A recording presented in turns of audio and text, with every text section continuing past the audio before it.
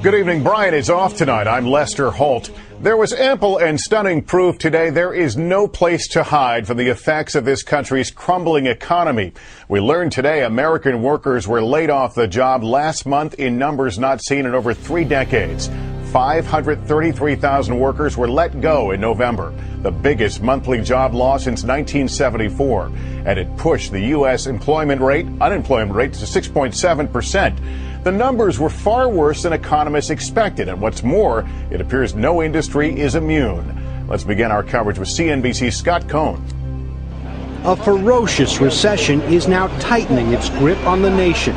2 million jobs gone in the past year, more than half of them in just the last 3 months. I'm concerned about our workers who've lost jobs during this downturn. Workers in virtually every industry. Service jobs, which had been a cushion for the economy, now vanishing at their highest rate in 25 years. 370,000 jobs last month alone, many in retail, which normally would be hiring workers for the holidays. Manufacturers are still cutting too. 85,000 jobs last month, more than 600,000 in the past year. And construction down 82,000 last month, 568,000 workers cut since last year. Among them, John Morgan in Indianapolis, laid off this week from his job building homes, and at age 59, fearing the worst. You know, we're contemplating possibly a bankruptcy, so. The unemployment rate is below 6% for the first time in 6 years. And we're on pace for the strongest job growth since the 1990s. Strongest job growth since the 1990s. Over the past 55 months, our businesses have now created 10.3 million new jobs.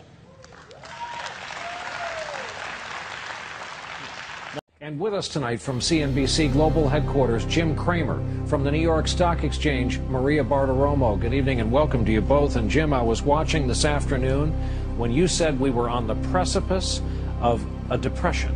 Is that really the case? Absolutely. This is about avoiding the Great Depression, too. This is about going to your... Now that happens to be the longest uninterrupted stretch of job growth in the private sector in American history.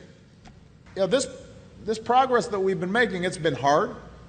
It goes in fits and starts. It's not always been perfectly smooth or as fast as we want, but it is real and it is steady and it is happening. There's some things we could do right now that would make a difference. We should be investing in roads and bridges and ports and infrastructure all across the country.